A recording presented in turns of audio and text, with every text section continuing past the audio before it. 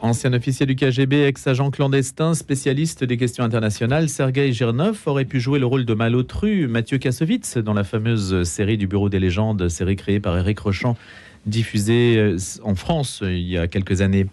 Plus de 2 ans après l'invasion russe de l'Ukraine, le soutien de l'Occident à Kiev ne va pas de soi. Là, on retourne dans la vraie vie, pas celle de la télé, mais celle qui nous occupe tous les jours. Et vous avez vu que l'actualité en Ukraine revient assez vite après les élections législatives. Et donc, ce soutien de l'Occident à Kiev ne va pas de soi. C'est ce qu'a tenu à rappeler hier soir à Washington le secrétaire général de l'OTAN, Jens Stoltenberg, lors d'une cérémonie anniversaire de l'Alliance Atlantique fondée il y a 75 ans. La Russie ne gagnera pas, a tranché de son côté Joe Biden lors de cette même cérémonie. Serait-elle divisée contre elle-même ? C'est un peu la question qu'on va se poser avec Sergueï Girnov, qui en a fait un roman. Mais le roman, c'est bien sûr l'alibi qui permet, grâce à la fiction, de dire des choses sur la réalité qu'on ne pourrait pas s'autoriser à dire. Et donc, il raconte la lutte que se livrent Vladimir Poutine et le patriarche Kirill, le Kremlin et le patriarcat de Moscou. Bonjour Sergueï Girnov. Bonjour. Donc le sabre et le goupillon, qui ne s'entendent pas tant que ça. C'est ça. En fait, le titre est les pires amis, ou les faux amis, ou les meilleurs ennemis, parce que sur la façade, c'est un grand amour. Sur la façade, bien évidemment, c'est une entente cordiale. Sur la façade, le patriarche suit la politique de Poutine. Et pire que ça, le patriarche bénit cette politique, ce qui pose un énorme problème à toutes les personnes qui sont croyantes, à toutes les personnes qui sont chrétiennes. C'est votre cas, Sergueï Girnov ? C'est mon cas, oui. Parce que, en fait, bénir une guerre, c'est jamais considéré comme normal de la part d'un homme d'église. Bénir une guerre contre un frère en foi et un frère en ethnie, c'est encore pire. Parce que Poutine mène en fait la guerre à l'Ukraine. Les Ukrainiens, il dit d'ailleurs que les Ukrainiens et les Russes font le même peuple, et pourtant il fait une guerre, donc une guerre civile, et une guerre contre les personnes qui partagent les mêmes croyances.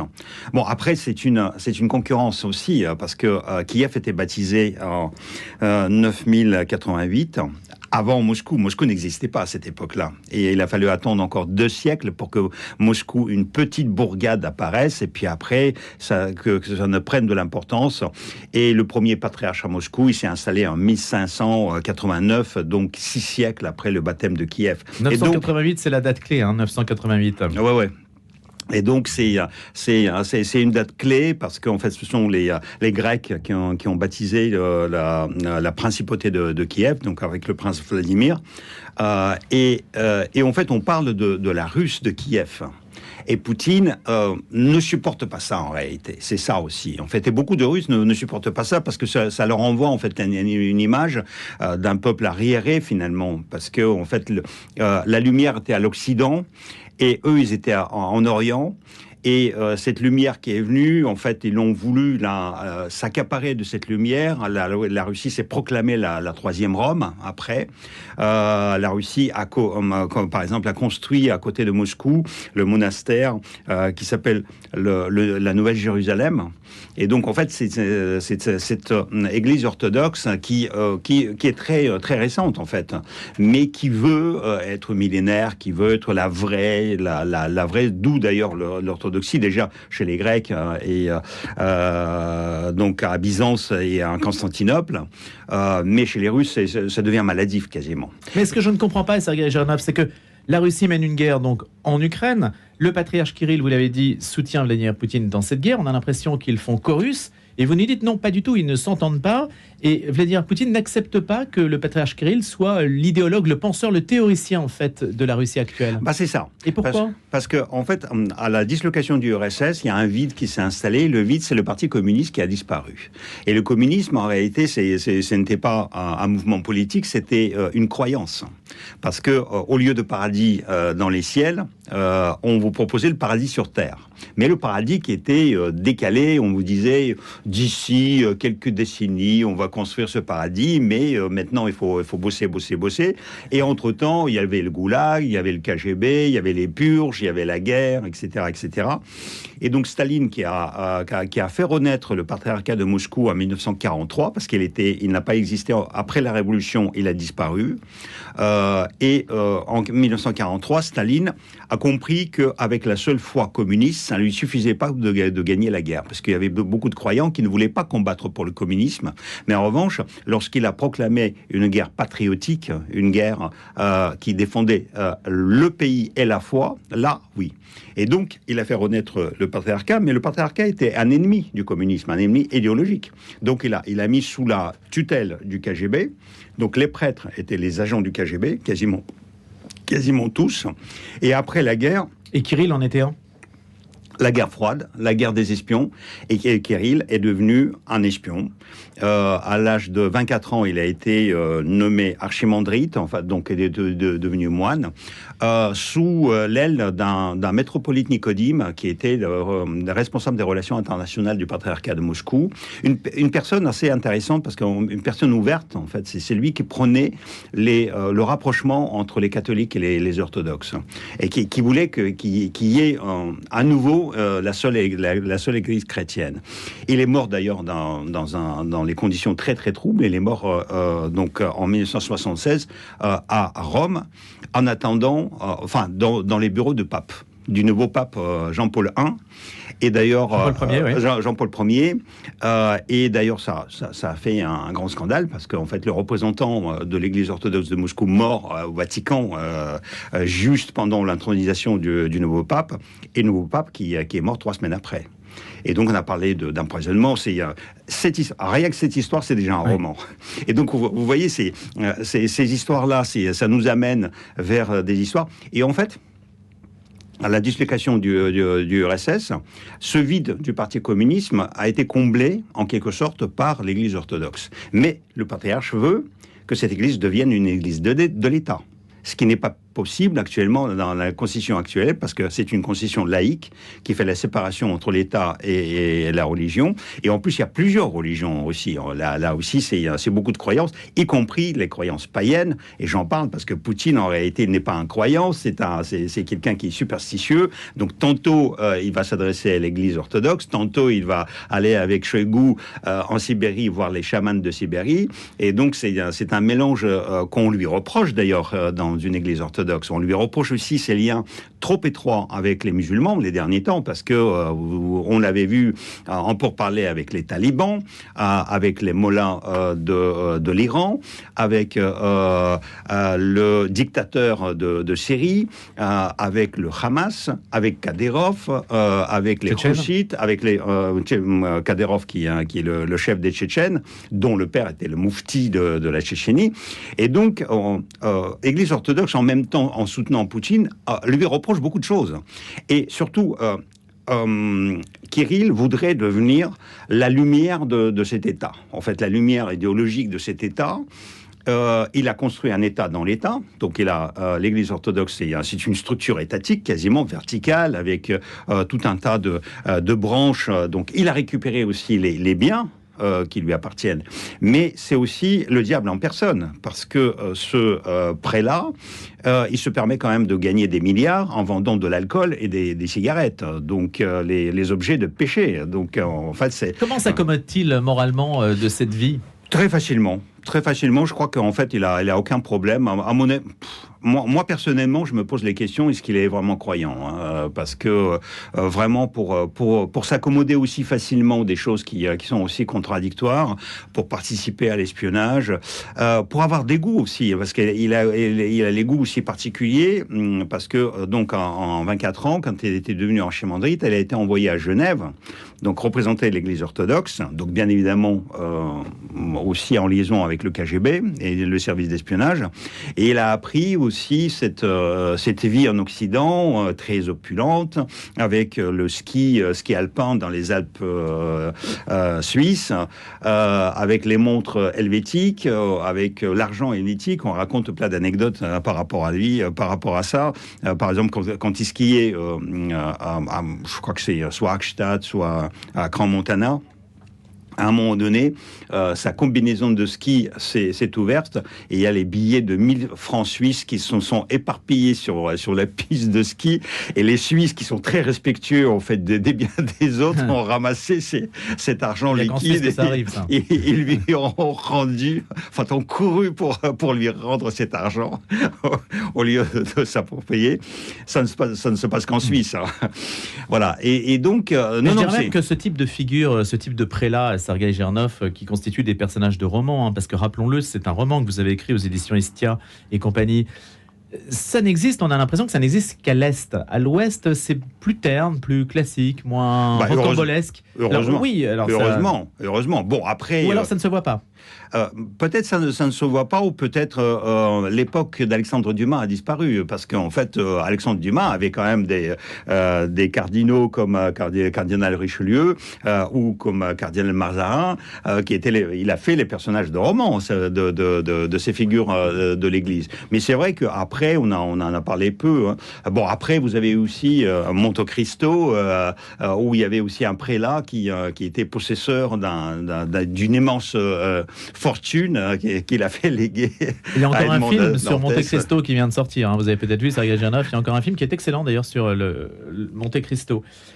Parlez-nous de Sergueï Toutounov, parce qu'il y a donc le patriarche Kirill, mais il y a aussi cette figure qui est à fond pour la guerre en Ukraine côté russe, et qui est une sorte de...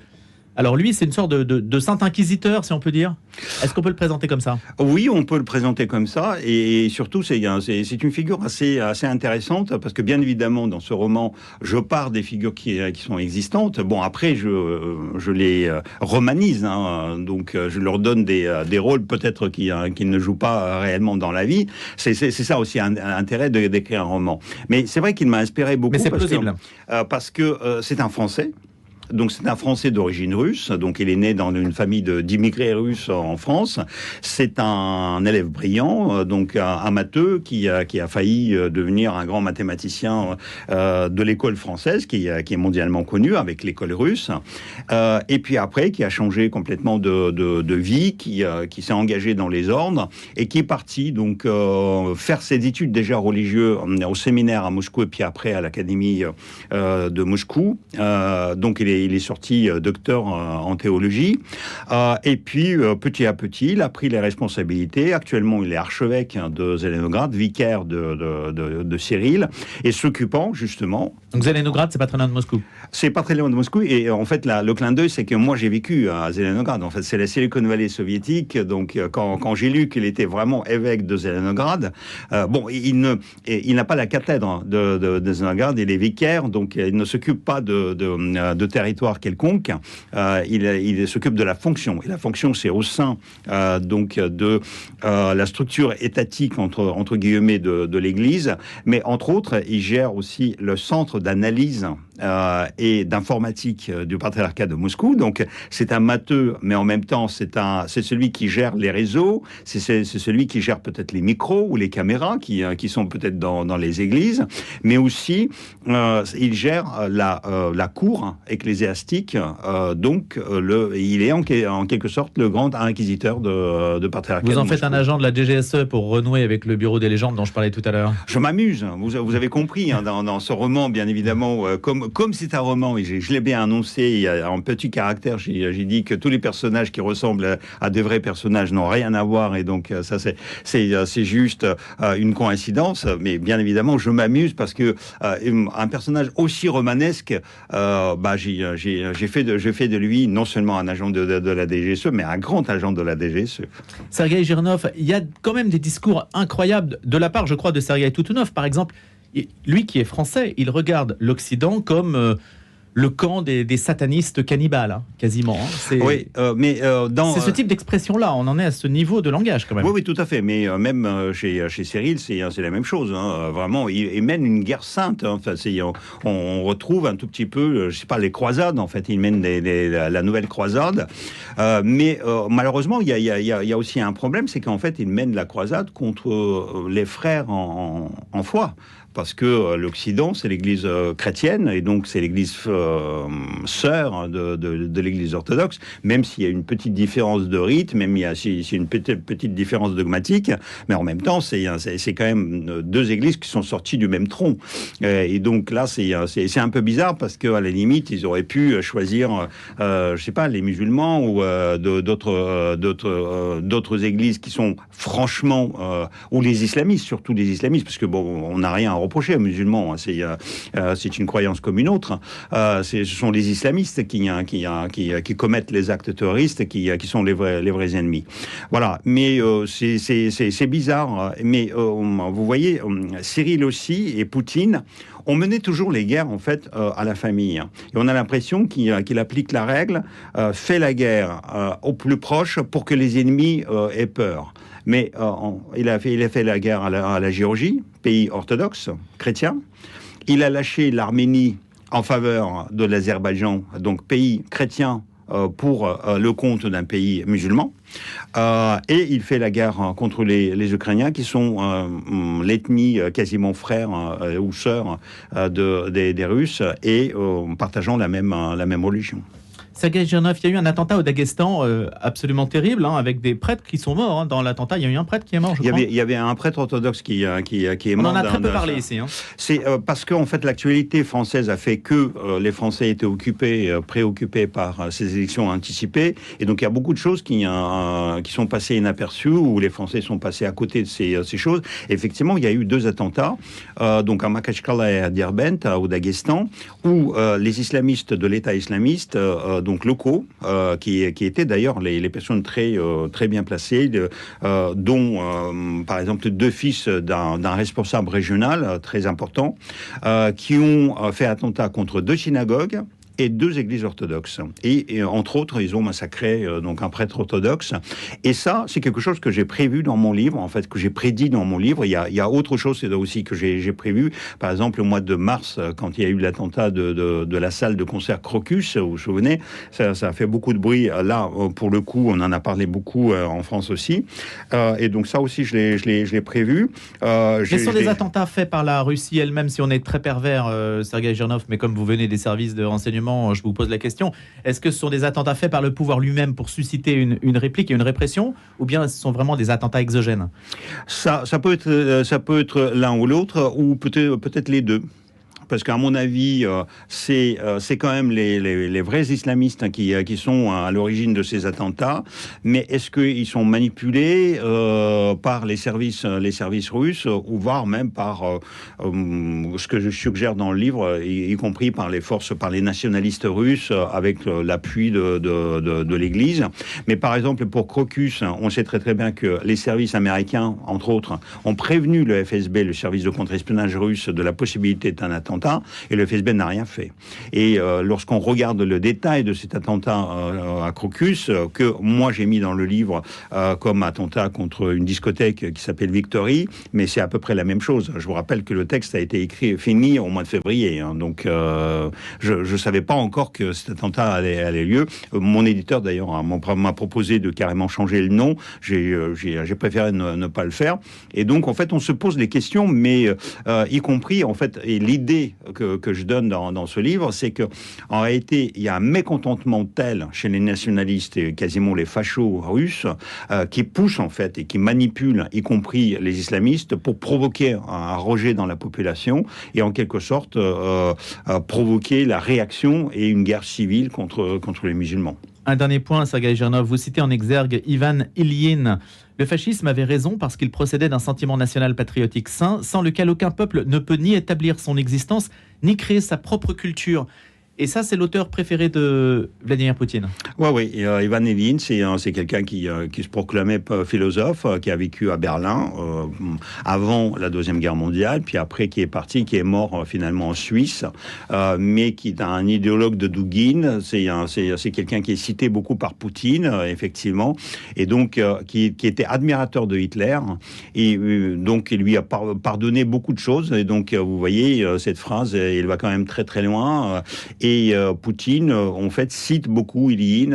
Et c'est assez trouble aussi parce que Poutine prétend lutter dans cette guerre contre le néonazisme ukrainien. Et en réalité, il se base dans cette lutte contre un vrai nazi, sur un vrai nazi, philosophe Ilyine. Dernière question, Sergueï Girnov. Le patriarche Kirill est un faiseur de rois. Il a cette possibilité de défaire ou défaire l'homme du Kremlin? À mon avis, il aimerait bien. Et en fait, ça aussi, je fais un peu une parallèle historique. C'est qu'à une certaine époque, le patriarche et le tsar habitaient au même endroit au Kremlin. Et donc, il y a un palais de patriarche au Kremlin. Il y a l'église de l'Assomption qui était l'église principale, la principale église de l'État russe. Et donc, Kirill voudrait le faire. Allez, ce huis clos, en quelque sorte, entre les murailles du Kremlin et les deux figures que l'on connaît finalement le plus en Occident quand on parle de la guerre en Ukraine, outre évidemment Volodymyr Zelensky, c'est le patriarche Kirill et Vladimir Poutine, ici réunis par Sergueï Girnov dans un roman qui s'appelle Les pires amis, aux éditions Istia et compagnie. Sergueï Girnov, merci et à bientôt.